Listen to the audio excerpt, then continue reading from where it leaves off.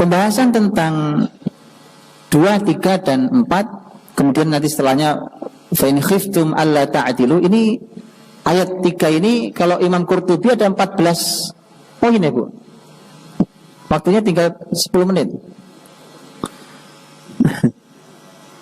Fa in khiftum alla ta'dilu, kalau kalian takut tidak adil, fa wahidah, maka satu saja.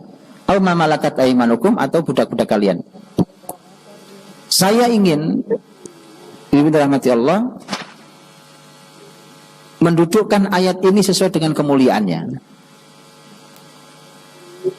Dan saya juga lagi-lagi sedih sekali, luar biasa, ketika ada orang membahas ayat dengan jalan menertawakannya. Karena menertawakan ayat itu bisa mengejek ayat. Mengejek ayat itu kafir.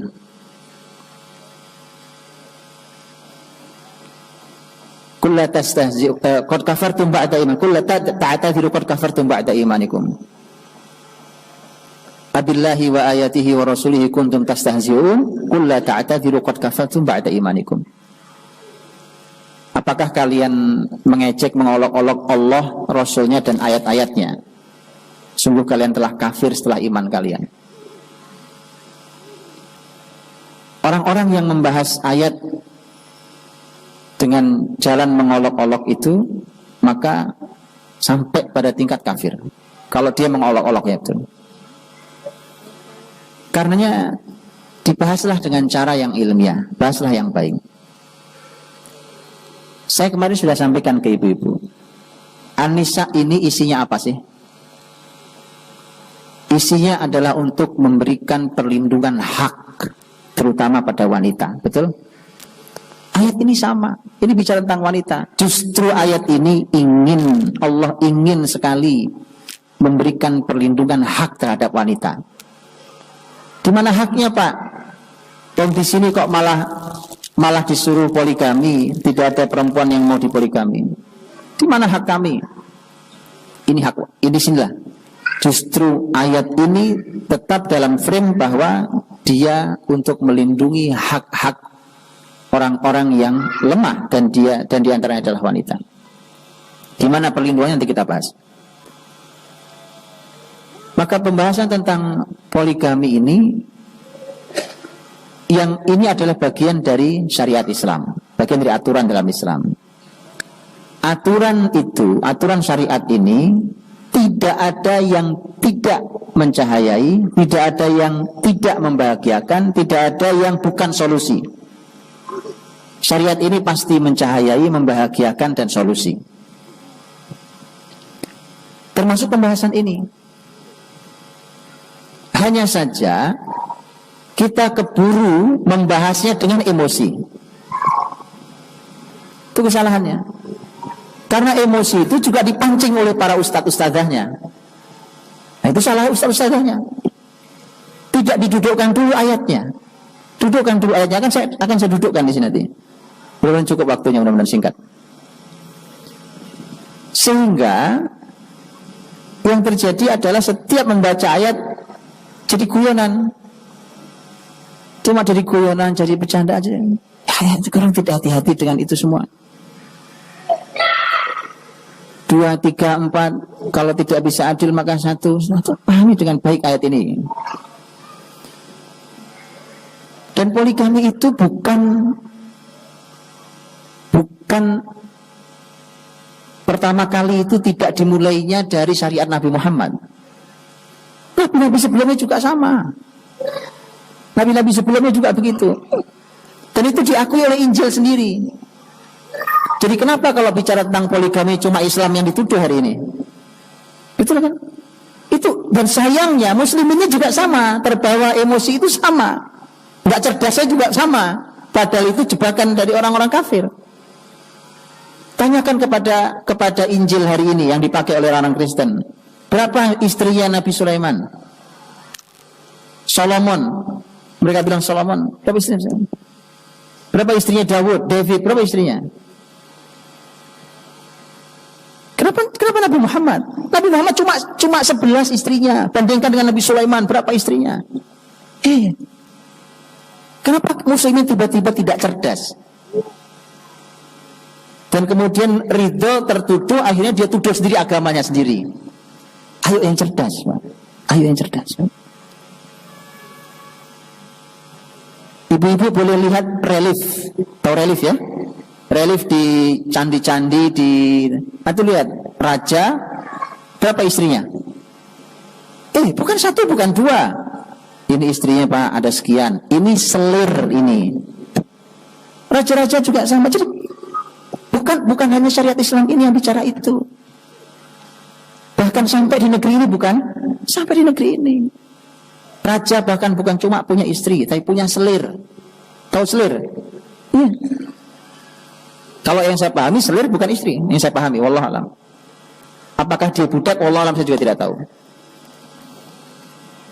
Jadi mohon itu dulu, pahami dulu bahwa kenapa kemudian muslimin menjadi sempit dengan syariat ini. Dia itu sejak, bahkan di kitab suci lain juga tertulis, tercatat.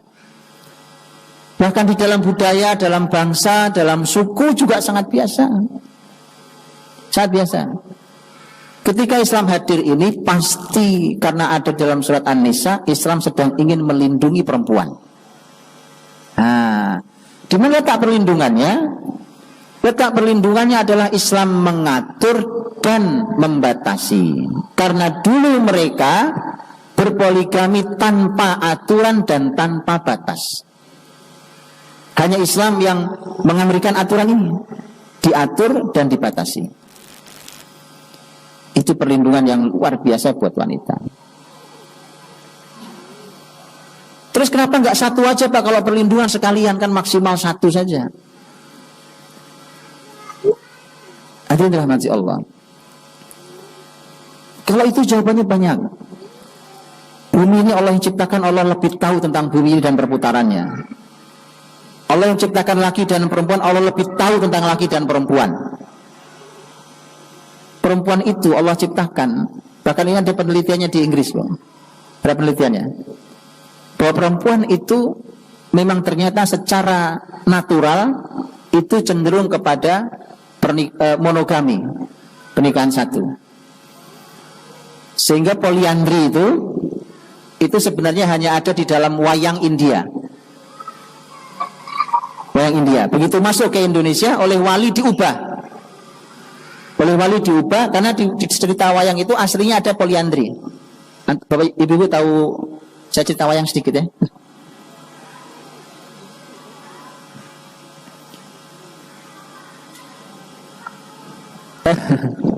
Jadi kisah pernikahan poliandri, bahwa satu perempuan nikah dengan 5 laki-laki, itu kisah wayang India.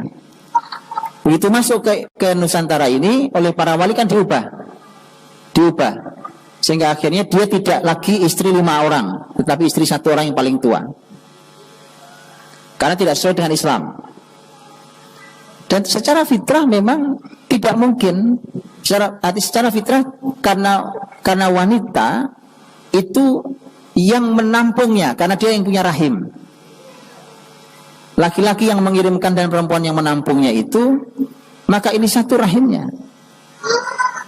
Karenanya juga, karena wanita punya kecenderungan monogami, maka wanita itu banyak yang ketika suaminya meninggal lebih dulu, dia bertekad tidak mau menikah lagi.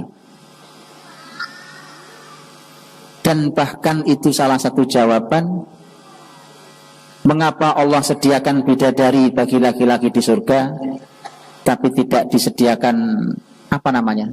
Buat perempuan, bidadara buat perempuan di surga.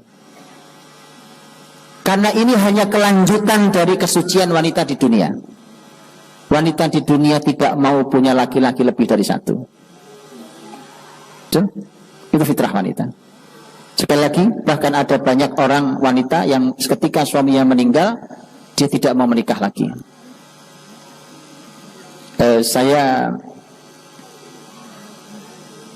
Kalau ibu-ibu baca kisah istrinya Abu Darda radhiyallahu anhu, kan? Abu Darda radhiyallahu anhu. Abu Darda mau meninggal, dia pesan ke istrinya, kalau aku mati kau jangan nikah lagi. Kata istrinya, ya. Kemudian istrinya berkata, ya Allah, aku lamar Abu Darda di surgamu. Ya, karena wanita akan bersama suaminya yang terakhir di surga nanti. Suami yang terakhir. Makanya dia siap untuk itu. Saya baca biografinya yang banyak menulis tentang wanita, Dr. Aisyah Abdurrahman bintu Syati. Ya? Dr. Aisyah Abdurrahman bintu Syati yang nulis Sayyidat Baiti Nubuwah, apa bahasa Indonesianya apa judulnya? Para wanita di keluarga Nabi itu ya. Itu seorang dokter, beliau dulu mahasiswi dinikahi sama dosennya sebagai istri kedua. Begitu sang suami meninggal, kemudian dia tidak mau nikah lagi. Aisyah ini, Dr. Aisyah, dalam setahu saya beliau tidak menikah lagi, dan beliau mengatakan, sesungguhnya waktu tersisa yang saya miliki, saya anggap hanya sebuah jembatan dan titian untuk mengantarkan saya pada orang yang saya cintai kelak. Paham maksudnya? Atau nggak paham? Iya. Itu sehingga beliau tidak menikah lagi. Dan di surga itu hanya kelanjutan saja, Pak. Hanya kelanjutan atas kesucian itu. Sehingga dia cukup dengan satu laki-laki. Tetapi secara natural, dan ini bukan, bahkan ini penelitian dari saya bilang, secara natural laki-laki itu memang dia poligami naturalnya. Walaupun nanti dalam pembahasannya ulama beda pendapat. Lihat ayatnya yang mengatakan nikahilah wanita yang kamu sukai 1, 2, 3, 4. Kalau kalian takut tidak adil maka 1 saja. Ulama bertanya, sebenarnya hukum asalnya 1 atau poligami? Berarti hukum asal, Bu? Hukum asal itu gini. Hukum asal itu, saya boleh minta waktu tambahan? Boleh. Hukum asal itu maksudnya gini. Kalau hukum asalnya pernikahan itu cuma dengan 1 perempuan, itu hukum asalnya, maka artinya menikah 2, 3, dan 4 itu ya hanya tambahan saja. Ya kalau mau nambah-nambah, kalau enggak juga enggak apa-apa. Itu kalau hukum asal 1. Tapi kalau hukum asal itu poligami, hukum asal pernikahan dengan perempuan itu poligami, maka artinya hukum asalnya lebih dari 1, 2 minimal, kemudian 3 dan 4. Tapi kalau ternyata memang tidak sanggup betul, berarti ada kekurangan pada kamu.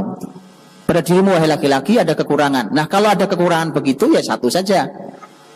Karena kamu tidak bisa pakai hukum asal karena kamu punya kekurangan. Bisa tahu bedanya? Kalau hukum asalnya cuma 1, maka aslinya nikah itu cuma 1. Nambah itu cuma kalau perlu saja. Itu tambahan saja. Tapi kalau hukum asalnya poligami, sebenarnya harusnya kamu 2 minimal.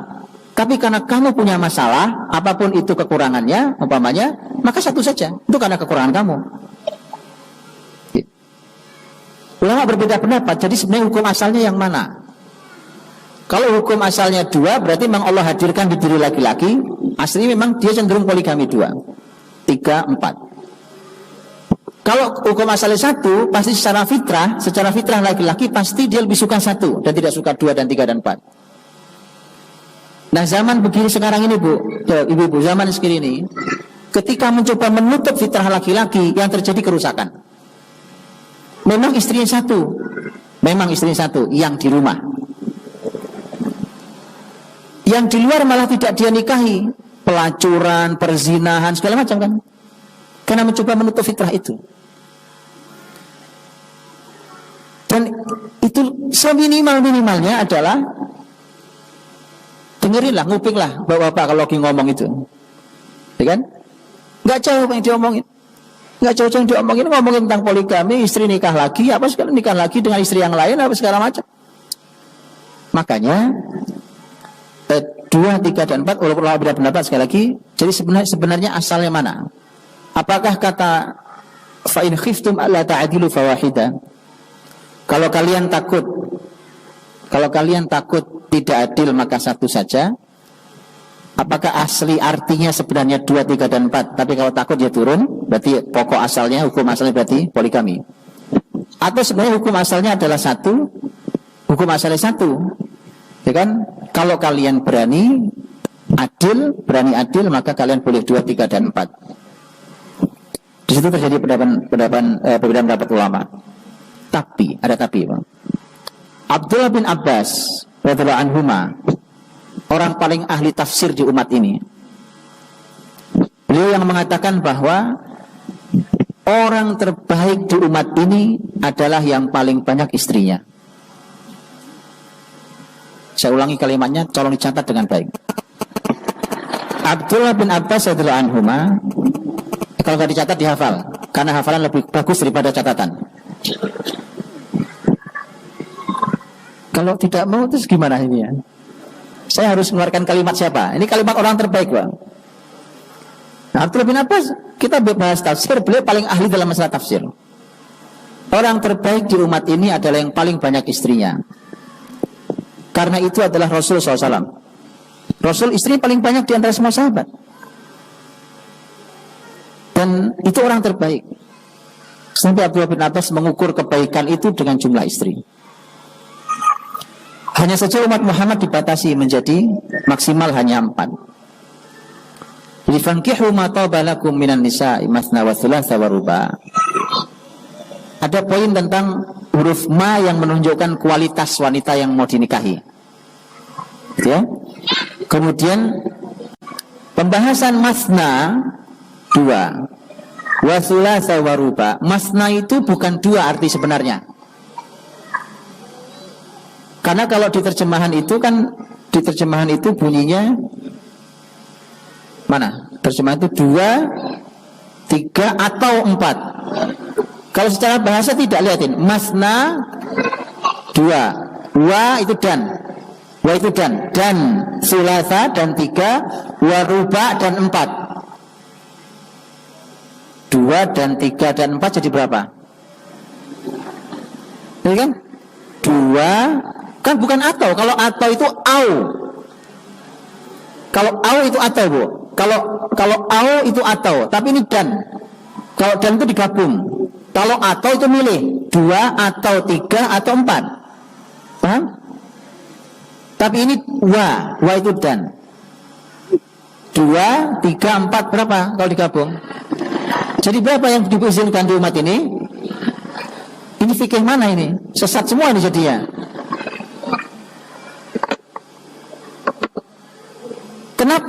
Kenapa begitu, Pak? Pembahasannya kok menjadi 4? Padahal ini menggunakan wa, bukan au. Nah, itu kan terjemahannya. Ini terjemahan masalah. Kenapa saya terjemahkan di awal supaya ibu-ibu tahu bedanya terjemahan dengan tafsir. Ya? Jadi bukan atau. Kalau atau bahasa Arabnya au, itu atau. Tapi kalau wa itu dan itu menggabungkan, bukan atau. Ternyata memang itu salah makna di kita tentang masna dan sulasa dan ruba. Karena masna itu artinya bukan 2. Masna itu artinya 2. Sulasa itu 3.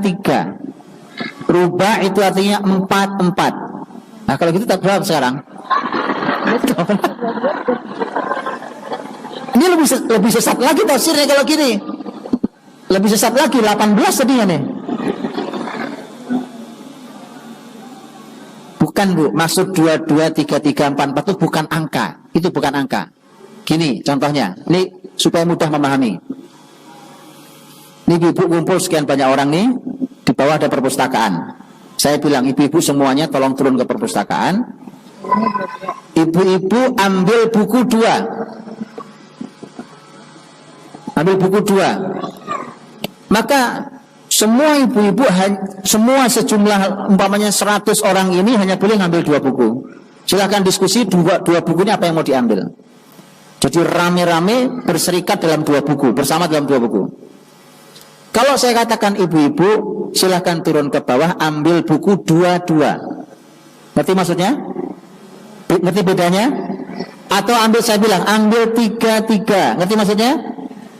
Itulah kenapa salah di terjemahan orang-orang yang ngerti bahasa Arab itu. Masna itu bukan 2, tapi 2.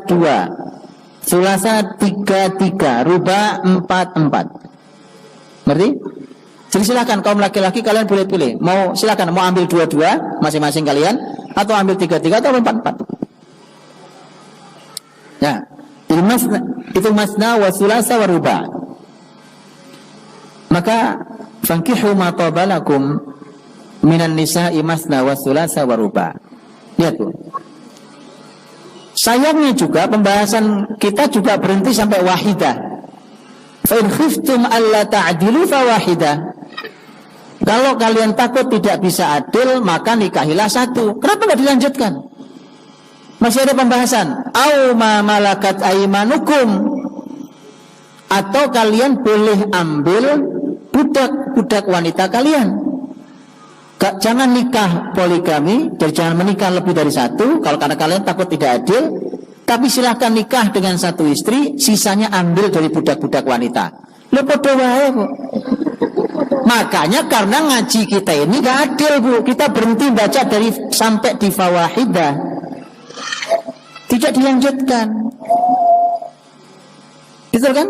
Ayo baca ulang. Fawahidatan aw ma malakat aymanukum, baru berhenti. Baru berhenti. Maka lo kalau gitu kenapa Pak? Lo tapi kan orang takut tidak adil. Orang takut tidak adil, disuruh ngambil satu. Nah terus dia ngambil budak perempuan. Lo dia juga nggak bisa adil, ya. Karena hukum budak tidak sama dengan hukum wanita yang merdeka. Hukum wanita budak tidak ada syarat adil. Tidak ada syarat adil. Mereka tidak berhak terhadap malam tertentu. Mereka tidak berhak. Yang pasti hanya sang majikan harus memperlakukan dengan cara yang baik kepada budaknya. Tapi tidak ada syarat keadilannya. Ya, jadi kalau perang, muslimin perang lawan Yahudi umpamanya gitu ya. Nah, itu kan ada tentara-tentara perempuan tuh. Nah, itu begitu ditawan jadi budak. Dijual, kalau saya beli di Indonesia jadi budak saya. Itu tidak ada syarat adil seperti wanita merdeka. Sampai dia merdeka. Ya, fawahidatan aw ma malakat aymanukum. Jadi satu atau budak-budak kalian.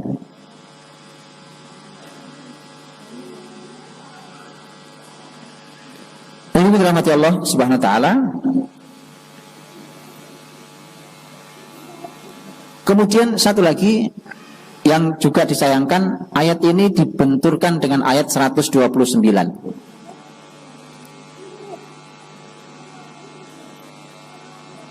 Wa lan tastati'u an ta'dilu bainan nisa'i walau harastum. Kalian hai kaum laki-laki tidak bisa adil dengan sesama wanita itu, dengan para wanita itu, walau kalian ingin sekali adil. Nah, kalau gitu nggak bisa Pak nikah poligami, karena syarat poligami adil. Ternyata ada ayat yang mengatakan laki-laki tidak mungkin bisa adil. Saya mau nanya dulu, Bu. Saya itu nulis buku, Bu. Saya nulis buku. Di dalam tulisan buku saya itu ada bab-bab. Bab 1, bab 2, bab 3 ya. Masuk akal enggak? Saya, Budi Azhari, menulis buku dalam satu bab. Yang di awal bab saya bilang boleh, di akhir bab saya bilang enggak boleh. Masuk akal? Itu manusia yang lemah. Bagaimana dengan Allah Subhanahu wa taala? Di surat yang sama, surat An-Nisa. Di sana boleh nikah, di sini bilang nggak boleh nikah. Maka berarti bukan itu pemahamannya. Tapi saya sangat sayangkan juga, subhanallah. Yang ngomong gini profesor Quran di Indonesia ini. Itu jelas. Dan itu disiarkan, bayangkan coba. Saya gara-gara itu saking penasarannya, saya mencoba mencari tafsir ayat 129 itu di sekian puluh kitab tafsir.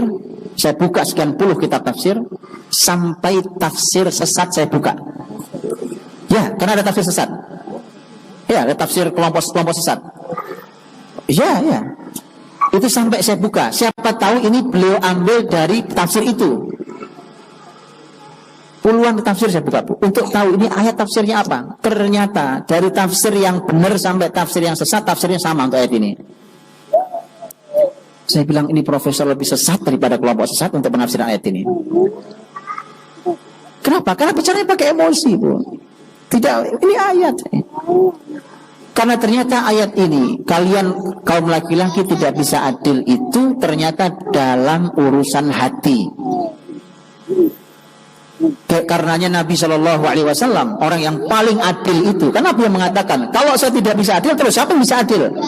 Karena orang paling adil di muka bumi Nabi SAW.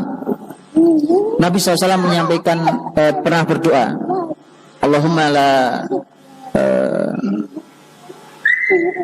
Nabi mengatakan bahwa ya Allah jangan kau hukum aku pada sesuatu yang aku tidak memiliki dan kau yang memiliki.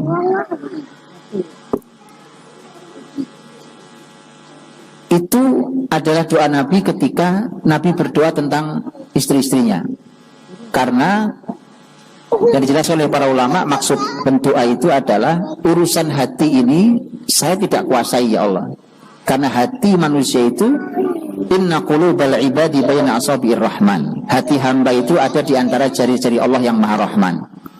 Sehingga hati kita ini tidak di tangan kita. Dia ada di tangan Allah SWT.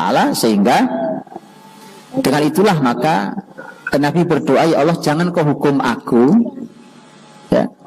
Allahumma hadhi qismati fala tu'akhidni bima la amlik wa tamlik. Ya Allah, inilah pembagianku di antara istri-istriku, maka jangan kau hukum aku pada sesuatu yang tidak aku miliki tapi engkau yang miliki, yaitu hati.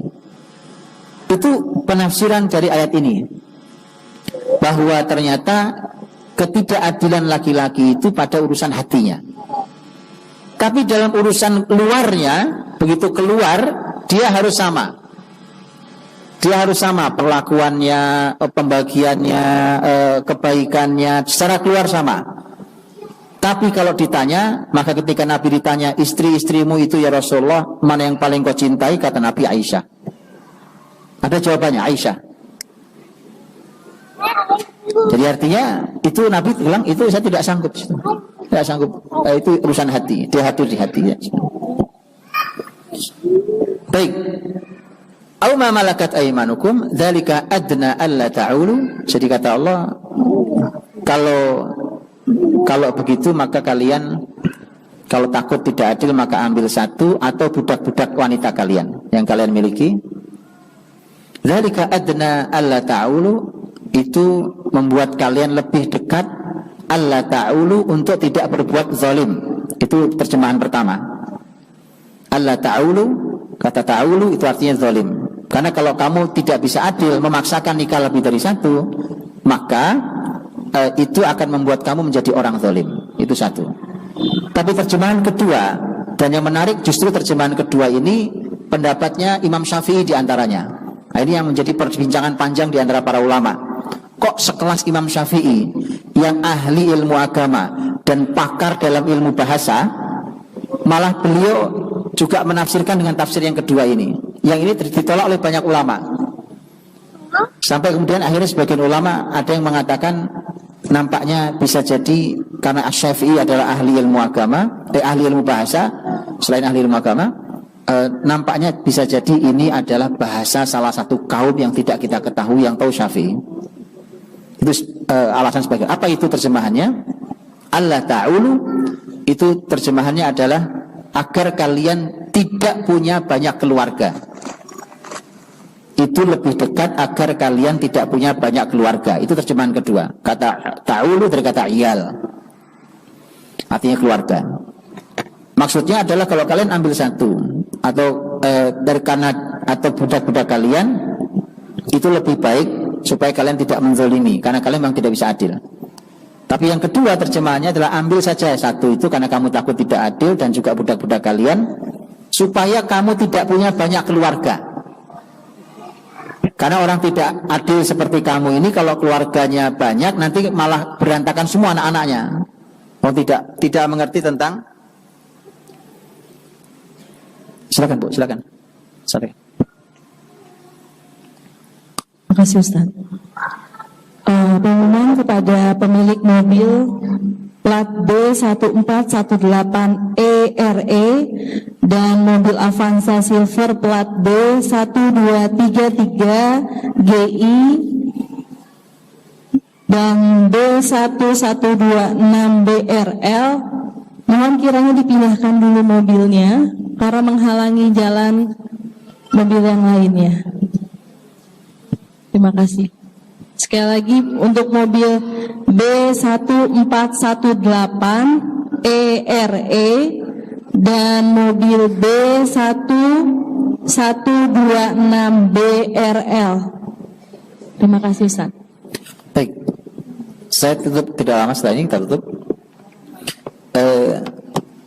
Jadi tadi saya sudah katakan bahwa menurut sebagian kecil ahli ilmu bahwa kata Allah ta'ulu dari adna Allah ta'ulu itu supaya kamu tidak punya banyak keluarga, nggak punya banyak keturunan. Karena orang tidak adil seperti kamu pun kalau saat itu bukan tidak adil ya, takut tidak adil. Nanti kalau banyak-banyak juga takutnya malah tidak terpenuhi keadilan kalian di keluarga kalian. Dan itu maknanya. Tapi kalau kalian orang yang baik, maka kaidah besarnya adalah umat ini diminta untuk memperbanyak keturunan. Nah, ibu dirahmati Allah, saya simpulkan dari perjalanan ayat yang ketiga ini, yaitu bahwa para ahli menyampaikan ayat tentang poligami ini bukan, para ahli mengatakan ini bukan perintah untuk berpoligami, tapi ini informasi syariat bahwa berpoligami itu bagian dari syariat. Jadi mohon dibedakan. Karena kalau perintah, kalau sifatnya perintah, walaupun bunyinya perintah, fankihu itu perintah, maka nikahilah. Tapi secara konteks keseluruhannya dia bukan perintah, karena kalau sifatnya perintah, wah itu berarti ada penguatan yang luar biasa dari Allah. Dia bukan perintah, tetapi dia informasi dari Allah bahwa ini bagian dari syariat. Dan kalau syariat itu berarti sangat mulia dan istimewa. Kemudian dengan kalimat wa in khiftum alla ta'dilu, kalau kalian takut tidak adil, maka berarti tidak, bahwa poligami ini tidak boleh dilakukan oleh sembarang orang dan tidak semua orang layak untuk berpoligami. Dan tapi juga mohon sekali lagi membicarakannya dengan bahasa syariat yang baik.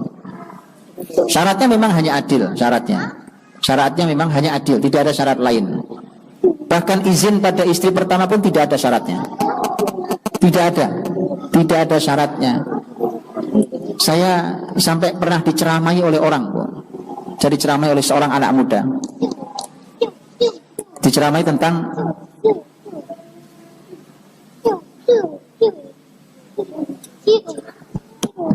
ini pembuannya tadi bukan? Sama, sudah.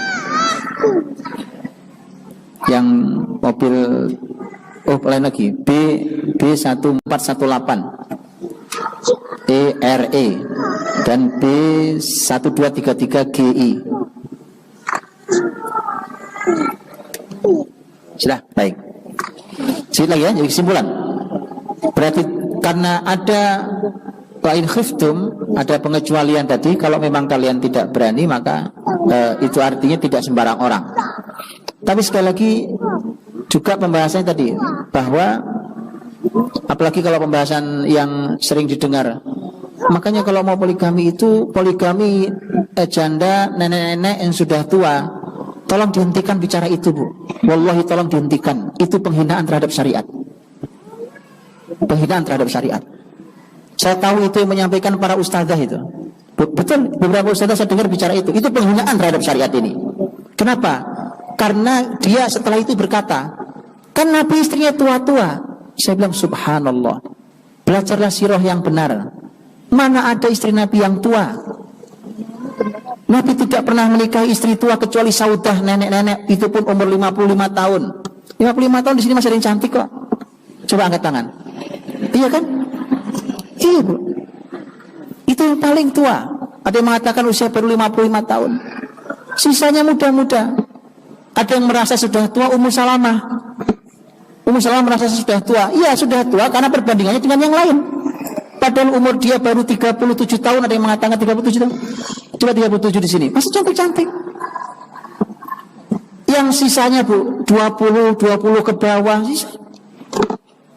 Jadi kemudian dia mengatakan Rasul istrinya janda tua-tua. Subhanallah. Jangan lakukan itu. Itu membahas syariat dengan tanpa ilmu namanya. Ya. Nah, jadi yang tadi saya cerita, saya sampai diceramai oleh seorang anak muda yang istrinya 3 orang.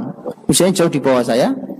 Istrinya 3 orang. Sampai dia bilang ke saya, Ustaz Budi, yang namanya poligami itu adalah hak laki-laki yang dizalimi oleh peradaban ini. Saya bilang ini kalimat keren banget Ustaz. Ya, kenapa keren banget? Memang itu kalimat, itu ringkasan dari syariat ini. Saat ini saya katakan bahwa poligami itu tidak memerlukan izin istrinya pun. Tidak memerlukan izin istrinya. Jadi mempersulit pada izin, ya mempersulit pada izin istri. Itu harus izin dulu, kalau tidak bisa, maka dicegat di situ. Maka itu sebenarnya menurut saya itu sesuatu yang tidak bijak. Kalau, ini ada kalonya, saya setuju izin, tapi gini, kalau pertimbangannya begini, bahwa ini kan supaya menjaga keluarga yang pertama Pak, supaya tidak berantakan keluarga pertama, maka boya izin yang baik. Nah, mbok ya itu bukan hukum. Tapi itu adalah kepantasan dalam rangka menjaga tujuan berumah tangga. Gitu ya? Mohon maaf, kalau di Indonesia, kalau nikah resmi lebih dari 1 harus ke pengadilan. Sampai pengadilan, Bu. Pengadilan itu dalam rangka izin istrinya, didatangkan istrinya segala macam, ditanya dulu di situ segala macam itu. Kenapa itu dilakukan? Tapi kenapa negara tidak membimbing keluarga-keluarga Indonesia ini? Harusnya Indonesia bukan mempersulit itu, tapi Indonesia ini semestinya membimbing keluarga-keluarga agar berapapun keluarga yang dia punya, mau 1 mau lebih dari 1, itu semua terjaga dengan baik. Ini membimbing, tidak mempersulit iya. Ini pendapat saya. Karena ini syariat mau apapun, dan ini subhanallah, ini solusi. Dan saya pernah dulu dengar, saya tapi belum dapat bukunya, teman saya pernah cerita, dia pernah baca. Bahkan ada ilmuwan statistik Jerman, seingat saya, ini kata teman saya belum pernah baca bukunya. Itu masuk Islam hanya gara-gara membaca ayat poligami. Setelah dia melihat ini adalah solusi sangat besar setelah perang dunia kedua. Karena mereka tidak berani, tapi ternyata Quran punya solusinya. Karena masalah besar sendiri dengan korban laki-laki yang segitu banyaknya di perang dunia. Dan secara natural makin lama wanita akan semakin lebih banyak jumlah dari laki-laki sesuai dengan hadis Nabi SAW. Karena di akhir zaman kelak puncak akhir zaman nanti al-qayyimul wahid li khamsina imra'ah. 1 laki-laki berbanding 50 perempuan. Itu puncak nantinya. Tapi kan terus berproses dia. Jadi syariat ini Ibu itu memberikan cahaya, dia memberikan panduan. Justru ini perlindungan terhadap wanita, karena wanita itu dari sejak jahiliyah dulu Arab sampai Indonesia sini kan sama.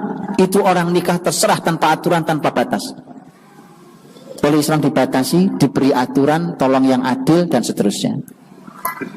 Dipahami dengan sangat baik tentang syariat ini, ya, dan maka ini harus tetap dipahami sebagai sebuah syariat yang begitu indahnya, dia begitu baiknya, dan contoh yang luar biasanya adalah di keluarga Nabi, para sahabat dan salafus saleh dahulu. Jika saya sering sampaikan, cobalah cari di antara para sahabat Nabi SAW itu siapa yang istrinya cuma 1. Silahkan nanti dicari, ibu-ibu akan kesulitan nyari sahabat yang istrinya cuma 1. Ini bukan masalah jumlah saja, tetapi ini masalah bahwa inilah posisi kita terhadap syariat ini hari ini. Ya, inilah posisi terhadap syariat. Al-Asyra Mubasysyarun bil Jannah, 10 orang yang dijamin masuk surga itu, 10 orang yang dijamin surga itu, tidak ada yang istrinya cuma 1 kecuali Abu Ubaidah bin Al-Jarrah saja. Cuma 1 itu yang istrinya cuma 1. Itu pun karena faktornya Abu Ubaidah itu adalah sahabat yang sangat tidak minat dengan dunia. Bahkan dia pemimpin tertinggi negeri Syam. Itu Umar masuk ke rumahnya yang miskin, gak ada apa-apa kecuali panci bolong, ada pedang 1 untuk jihadnya, dan tidak ada peralatan apapun. Itu padahal pemimpin tertinggi negeri Syam. Berbeda dengan sahabat lain. Abu Bakar kita tahu punya harta, Umar kita tahu punya harta, walaupun Umar sangat sederhana. Utsman apalagi, gitu kan? Abdurrahman bin Auf apalagi, orang kaya raya. Dan susahnya adalah hari ini bahwa laki-laki ambisi dunianya besar, pengen duitnya banyak, tetapi berlaku terhadap perempuannya seperti Abu Ubaidah bin Al-Jarrah, cuma satu istrinya. Kalau Abu Ubaidah memang nggak minat perempuan, nggak minat dunia, itu Abu Ubaidah. Tapi yang lain istrinya minimal 4.